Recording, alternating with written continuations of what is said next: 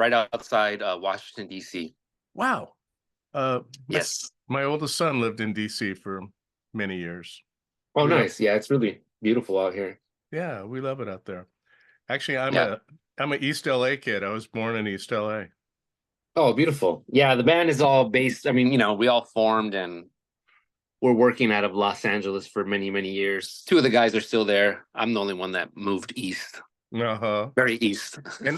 And were you born in California? Yes, I was born in Los Angeles. I was raised in the Inland Empire though, in Rialto. Uh-huh. Yeah, I was Yeah. born in Montebello. Oh, nice. Yeah, my grandmother lived in Montebello. Hey, so Carlos, is your last name Arévalo? Is that how you say it? Yeah. Yes. Carlos Arévalo is with me. He's a member of the band Chicano Batman.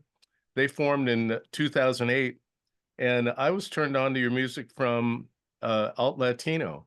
My show on Uh-huh. Saturday, Felix Contreras was the host of the show that followed mine, and he was a big champion of your music. Definitely, definitely. Much love to Felix. Yes. You know, one thing that I heard recently that I just loved is a version of the Talking Heads song "Cross-Eyed and Painless" that you contributed to Talking Heads tribute album.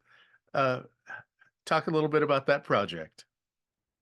Yeah, so our manager just came with he rang me up one day and he said there's talk about maybe you guys being a part of this tribute record that's coming out to celebrate the Stop Making Sense re-release in theaters, and they're getting a bunch of uh, modern musicians to cover Talking Head songs. Would you guys be interested in taking part if A24 will have you? And we said sure, and they let A24 know that we would like to participate if they would have us, and thankfully they were excited and they asked us immediately to contribute with the track Cross-Eyed and Painless, and it was a very, very quick turnaround. I think we had like a week to record it and submit it, so it would make the record in time. Yeah, well, it came out great. I just love it. Now, Thank you. Carlos, the new Chicano Batman album is called Notebook Fantasy. It's terrific, Yes, and thank you. I the first thing I thought about when I listened to the song Notebook Fantasy was when I was a kid. I had the peachy notebook that I carried around, and I had all the people that I didn't like. I would write about in my notebook, and I would write things like when a family member had passed. It was very personal stuff, and it just brought Yes, back those memories. Uh, t- t- yes. Talk a little bit about Notebook Fantasy. Yeah, so that's the title track from the record, and it's exactly what you said. It resonates in a way where people will write down in their journal or notebook, maybe their aspirations, their hopes, their dreams, or what's going on in their lives. It's kind of a therapy, right? Mhm. And that's what this record was for us. It was us making the music we wanted to make on our terms, coming to terms with each other as a band, in terms of our appreciation of our differences that we bring, and just supporting each other in those differences. And so that's why it's titled Notebook Fantasy. Yeah. Hmm. What was the recording process like? Because I know you worked with a new producer on this We did. project. We worked with John Congleton, who's worked with artists as diverse as Erykah Badu to St. Vincent to Explosions in the Sky. And it was great working with him. For a long time, we made two records with Leon Michaels, who we adore his production and his songwriting and his overall aesthetic it's very unique. And it was time for a change for us. We ended up working with John Congleton, who wanted to go in a different direction. He's a contrarian. He assessed our discography and was like, I love all your music. I love all the records. They sound great. He's like, well, let's try something let's go left instead of right. Or, let's uncover the fuzziness that you guys love to be saturated in, sonically. Let's go for a more transparent, very clean sounding record this time and see where that takes us. Let's let the songwriting be the main focus. Hmm. And that's what we did. And it was a lot of fun, and it was great to be vulnerable like that and to take a chance and try something new. I'm definitely in this career because it's a high I get to go into uncharted territory and feel, like you're doing something different from the last time. Yeah. Now I get the feeling that your band would be happening even if you weren't wildly successful. Is that true? I Yes. mean, you're in it for the long haul. You love the music. Absolutely, yeah. I mean, we didn't start, having a nice income until I don't know. Let me think. 9 years after the band formed, we were just in it because we had to do it. It was just our catharsis. It was what we loved doing was being musicians and writing weird songs. And somehow they found an audience in Los Angeles, and then spread outside from there. And yeah, it's we do it for the art. And if we get paid and we're able to support our families with it, that's the cherry on top. It must be a thrill to be successful like you are. I mean, no one wants to brag, but I mean, how awesome. And it's good for you to be able to represent a lot of the other bands that will never have the success that you do, that look up to you and admire what the band does. Yes, it's we're very fortunate to be in this position. It gets hard. I will say it gets harder and harder every year to, be a working musician and provide for your family, with, not to get political, but the way streaming is going, the way digital is going, the way Spotify is paying artists, etc. The way touring is going, everything's getting more expensive. But somehow we're hanging in there. We got a good team that's been with us for over about 10 years, almost 10 years now, in terms of management and booking agents, and they make smart decisions and help us make wise investments when it comes to those aspects. And yeah, it's tough. I remember we all worked as substitute teachers until probably 2016, I think, Wow.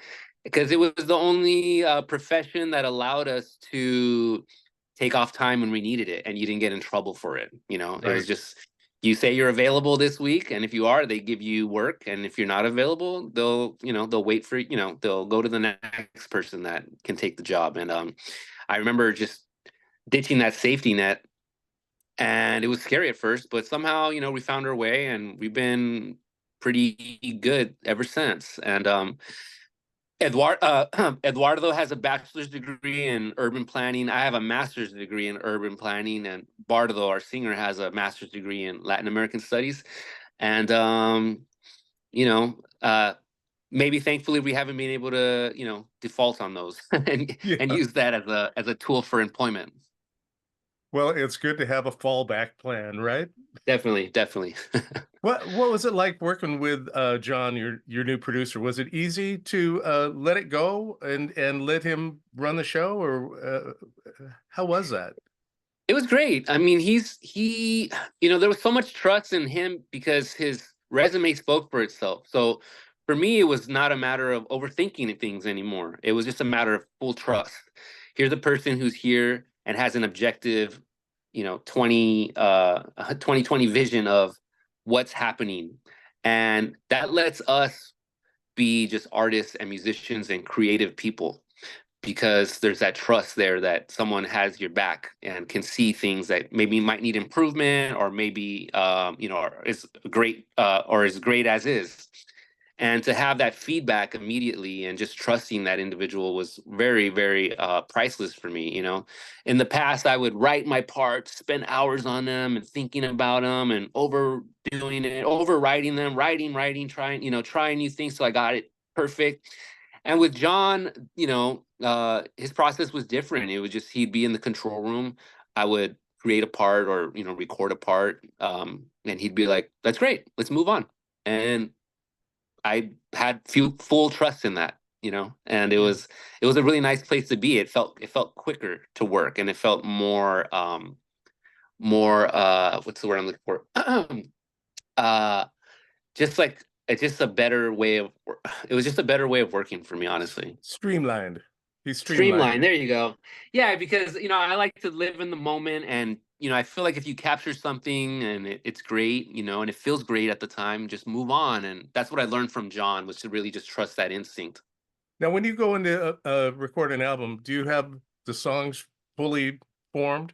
Like, here are our songs, here are the lyrics and the arrangements, and you go in and do them, or is there a lot of the creating going on still? I know a lot of your songs are built around guitar grooves and hooks. Yeah, so there's several ways that in the past, for the most part, yes, we worked like that. This time, like I was saying earlier in this interview, we supported each other by kind of letting go of the reins individually and letting each other be like the captain of the songs they brought in or the pieces of music we each brought in. So Bardo brought in, for the most part, fully formed songs. Mm-hmm. Eduardo as well, because they're both singers and lyricists. I write the music, I write music, the songs, the action, and then I, depend on collaboration for these songs to be turned into finished pieces, with Bardo writing lyrics and vocal melodies.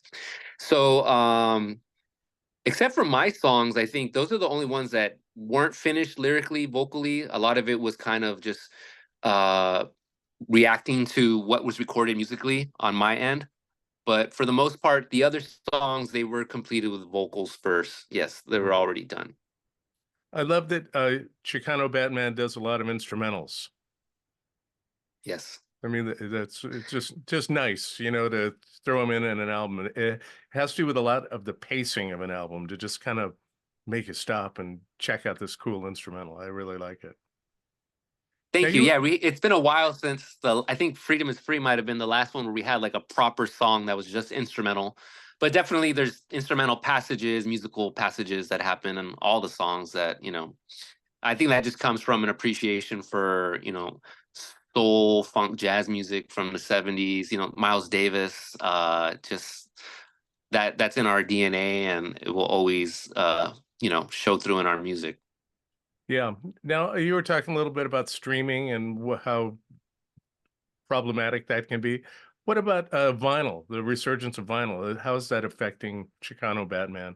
It seems to me that your albums are the perfect size for an album because they can't be too long. You got to make a double album, 12 songs, get in, say what you got to say. I love the length of your albums. Thank you very much. Yes, we're always conscientious of vinyl. When we create the track list for our records, we make sure that side A ends with the song that it ends with, and side B begins with the song that it begins with. That's part of the magic of flipping a record. It's like a little pause, or it's a little reset. It's a little bit of what is it called when you go to the theater? Sorry, I'm losing my Like my almost like a palate cleanser. You'll sit there. exactly. There's so many records that, like when I was a kid, I'd grow up and you're growing up and you're listening to Sergeant Pepper's, and when side one ends, you sit there for a minute before you can get up and flip the record. It's cool. Absolutely. Absolutely. And we're always thinking like that. That's how we believe in, that's how we that encapsulates how we reform, the records. We think of it as a vinyl, and then, the digital is secondary. And that might be old school, that might be out of date, out of touch, considering people, for the most part, I feel like young people tend to listen a lot to playlists, where you get like one song from an artist and then another song from an artist. Um, we have confidence that the work we're making will keep you seated, and you'll listen to this record from beginning to end, to really get the true scope of what we're trying to state. Yeah, it's a great format. I started in the Thank you. record business 50 years ago, and I still own a little shop here in Santa Rosa, California. So Oh, that's awesome. yeah, we're very happy. Now, one thing that we want to talk about is the Chicano Batman is playing June 30th at the Stern Grove Festival in San Francisco.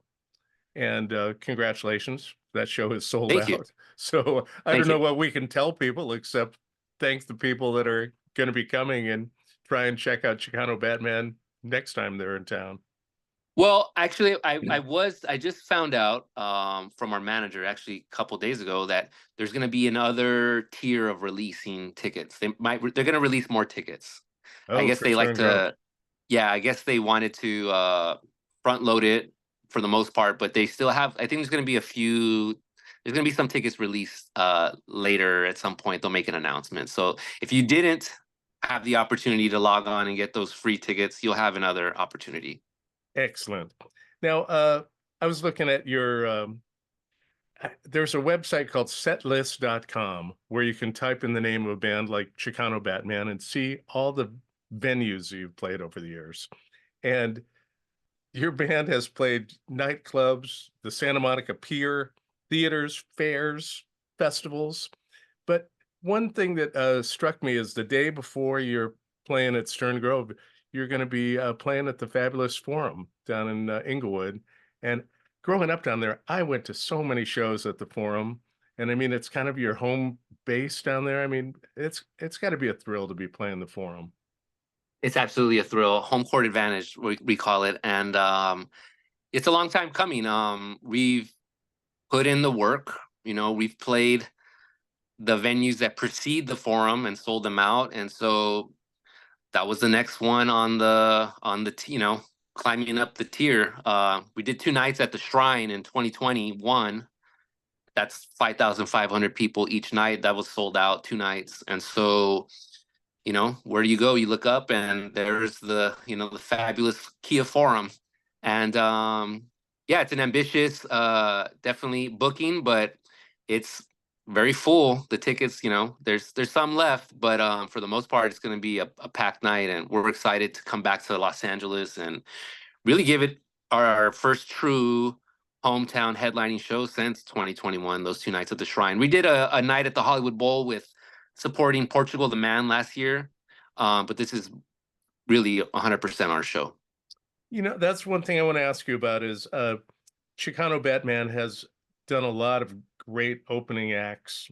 Jack White, for example, you toured with him and really got a lot of new fans, I'm sure, playing for these different headliners. What is Chicano Batman's policy with opening acts? Because I noticed that you are taking a Colombian singer named Lido Pimenta with you. Lido Pimienta, yeah. Pimienta? Yep. Talk a little bit about how you like to have opening acts. So usually we'll get our booking agent will make like a request for submissions when we're putting together a tour, and we like to do that even if we know who we're going to go with, just to see what's out there, see who's interested in coming on tour with us. And I believe Lido came into the picture. We had met her already by performing at the Calgary Folk Fest in Canada in 2022.